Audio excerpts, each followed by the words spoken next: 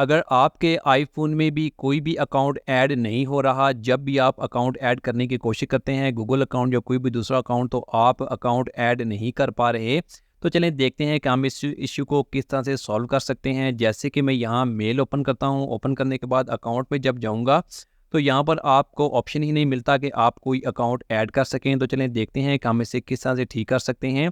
दोबारा आपने सेटिंग में आना है और यहाँ पर आपको स्क्रीन टाइम का ऑप्शन मिलेगा, आपने यहाँ प्रेस करके इसे ओपन करना है। ओपन करने के बाद आपने यहाँ पर कंटेंट एंड प्राइवेसी पर प्रेस करके इसे ओपन करना है। जैसे ओपन करेंगे तो थोड़ा सा स्क्रॉल डाउन करेंगे तो यहाँ पर आपको अकाउंट चेंजेस का ऑप्शन मिलेगा, आप इसे ओपन करें।